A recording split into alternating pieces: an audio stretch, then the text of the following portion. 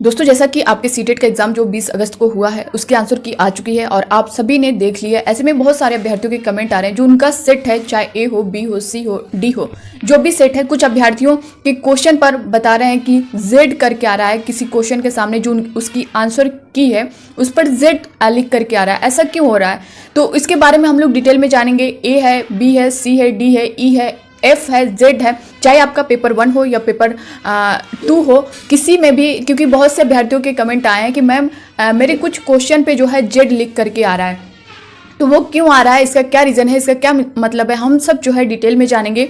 और दोस्तों कितने नंबर जो है आपके बढ़ने की अब चांस हैं, और कुछ जो आंसर की अभ्यर्थी गलत बता रहे हैं, क्या उस पर जो है आपके नंबर मिलने के चांस हैं या नहीं है, सब कुछ डिटेल में जानेंगे। बने रहिएगा वीडियो के लास्ट तक बिना स्किप करे। दोस्तों नए चैनल पे सब्सक्राइब कर लीजिएगा, बेल आइकन को प्रेस कर लीजिएगा ताकि सीटेट से रिलेटेड या किसी भी शिक्षक भर्ती से रिलेटेड हर ऑथेंटिक अपडेट आपको टाइम पर मिलती रहे।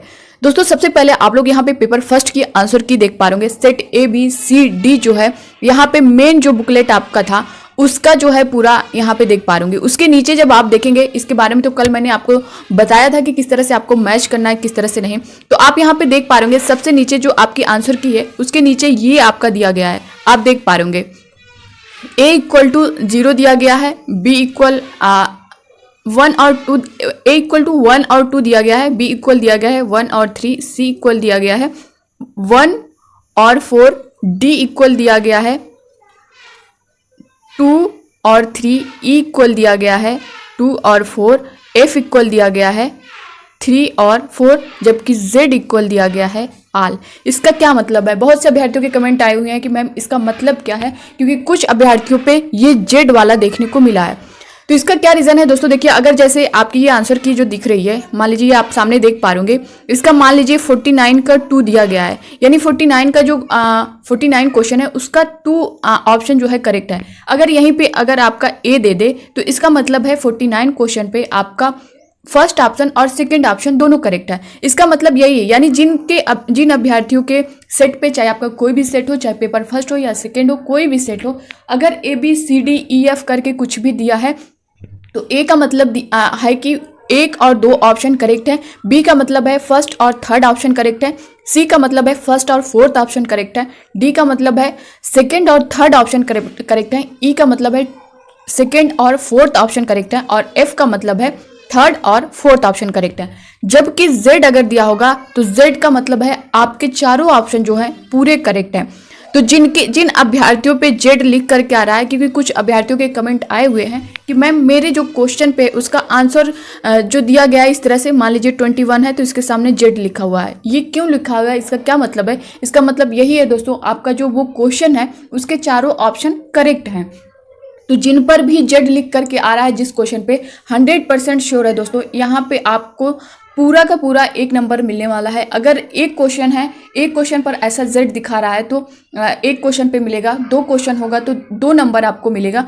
तो इस तरह से आपका जो भी सेट होगा उस पर जो है मिलेगा। और मान लीजिए सेट होगा तो मेन बुकलेट का कोड होगा तो उस पर तो सभी को कॉमन नंबर मिलेगा। अगर लैंग्वेज पे आ रहा है, क्योंकि जिन अभ्यर्थियों ने कमेंट किया है कि मैम जेड आ रहा है, वो ये नहीं बताएं कि किस सब्जेक्ट में आ रहा है, लैंग्वेज में आ रहा है, ये नहीं उन्होंने क्लियर किया है। तो अगर मान लीजिए मेन बुकलेट में आ रहा है तो वो तो सबको मिलेगा। अगर लैंग्वेज में आ रहा है तो जिन अभ्यर्थियों ने वो लैंग्वेज लिया होगा, मान लीजिए इंग्लिश में लिख करके आ रहा है जेड, तो जो अभ्यर्थी इंग्लिश लिए होंगे, जिनका लैंग्वेज इंग्लिश होगा, उन्हीं को सिर्फ कॉमन नंबर मिलेगा।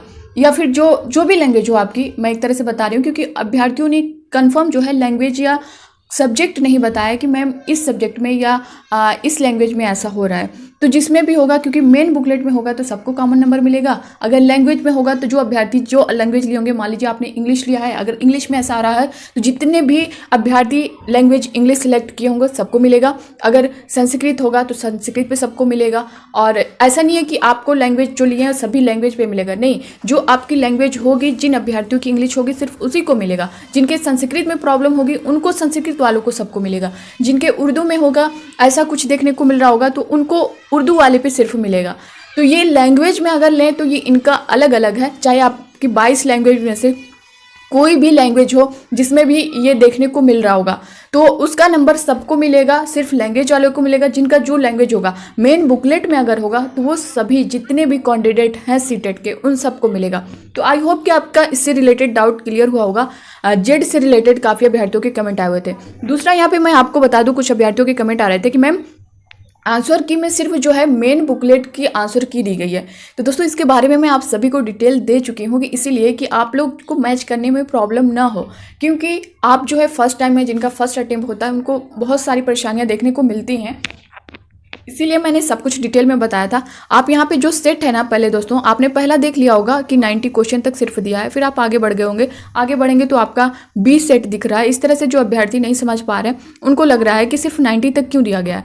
तो मैंने डिटेल में बताया है कि पूरा PDF पहले आप देखिए। मैंने आपको बताया था पहले आपका ABCD करके 90 क्वेश्चन तक दिया है सेट D तक, उसके बाद जो है आपका लैंग्वेज यहाँ से स्टार्ट हो जाता है। सेट A का लैंग्वेज में इंग्लिश और सेट B के लैंग्वेज में इंग्लिश फिर देगा, फिर C के लैंग्वेज में इंग्लिश देगा, फिर D के लैंग्वेज, हर सब्जेक्ट हर लैंग्वेज का आपका 4-4 देगा, चारों सेट का देगा। फिर जो है इस तरह से बहुत बड़ा PDF हो जाता है।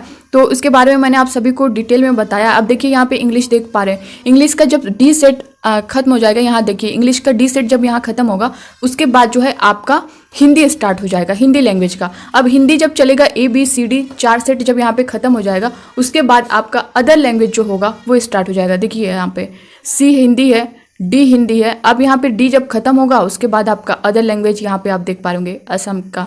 तो यहाँ पे पेपर फर्स्ट और यहाँ पे ये जब खत्म होगा तो दूसरा लैंग्वेज स्टार्ट हो जाएगा।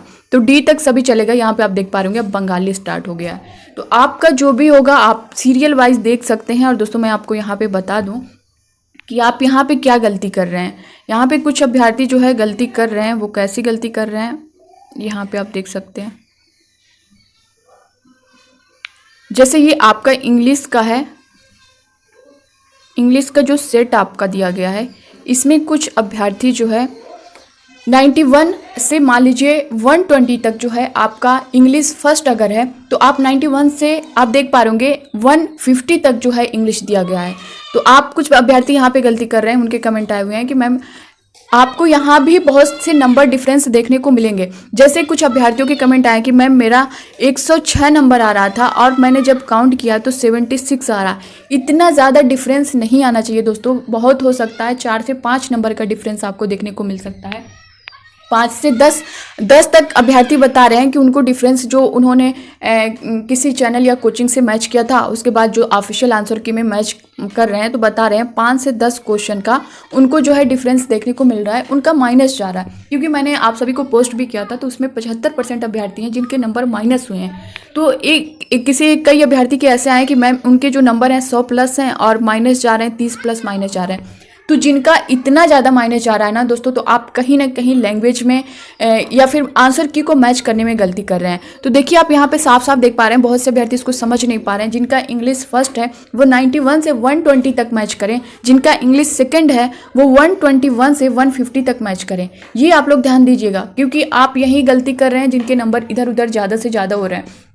तो जिनके ज़्यादा नंबर यानी 10 प्लस जा रहे हैं, 10 प्लस में आपको डिफरेंस देखने को मिल रहा है 20 नंबर का, 30 नंबर का, तो आप लोग प्लीज़ आपसे मैं रिक्वेस्ट कर रही हूँ एक बार आप लोग अपनी लैंग्वेज जो भी लिया होगा उसको जो है एक बार अच्छे से मैच करिए, क्योंकि इतना ज़्यादा डिफरेंस नहीं देखने को मिलेगा। दूसरा यहाँ पे जिनके 5-10 हैं उनके हैं, उसके बारे में भी मैं डिटेल आपको बताऊँगी कि क्यों ऐसा हो रहा है। क्योंकि कुछ क्वेश्चन पे जो एक तरह से 2 क्वेश्चन पे कन्फ्यूज़न था, आयोग ने उसको जिस पे करेक्ट किया है। जैसे CDP को लेकर के कुछ अभ्यर्थी कमेंट कर रहे थे। इसके बाद वाली वीडियो में मैं CDP के सारे क्वेश्चन को दिखाऊंगी कि किस में जो है अभ्यर्थी जो है आपत्ति करने को बोल रहे हैं। तो CDP है, मैथ में 1-2 क्वेश्चन बता रहे हैं और लैंग्वेज में कुछ क्वेश्चन बता रहे हैं। तो दोस्तों लैंग्वेज जो आपका होगा ना, सिर्फ लैंग्वेज में ऐसा नहीं है कि एक लैंग्वेज का कोई अभ्यर्थी अगर उस पर जो है ऑब्जेक्शन करता है या क्वेश्चन चैलेंज करता है तो उस पर जो है सबको नंबर मिलेगा।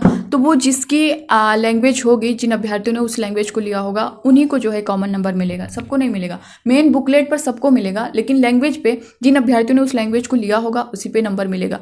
तो इसके बाद वाली जो वीडियो आप लोग ज़रूर देखिएगा, उसमें जो क्वेश्चन है क्वेश्चन पेपर के थ्रू मैं आपको बताऊँगी कि किस पर जो है बच्चे बोल रहे हैं और आपको उस क्वेश्चन पे करना चाहिए या नहीं करना चाहिए। तो आप लोग इस वीडियो को ज़रूर देखिएगा। बस इस वीडियो में इतना ही। बाकी दोस्तों आपसे रिक्वेस्ट है कि इस वीडियो को ज़्यादा से ज़्यादा शेयर करिएगा, ताकि बहुत से विद्यार्थी इस टाइम परेशान हैं, उनके डाउट जो है वो क्लियर हो सके। मिलते हैं अब नेक्स्ट वीडियो में, तब तक के लिए बाय बाय, टेक केयर। और आप नए हो चैनल पर सब्सक्राइब कर लीजिएगा, बेल आइकन को प्रेस कर लीजिएगा, ताकि इसी तरह की ऑथेंटिक अपडेट और हर जानकारी आपको टाइम पर मिलती रहे। Thank you.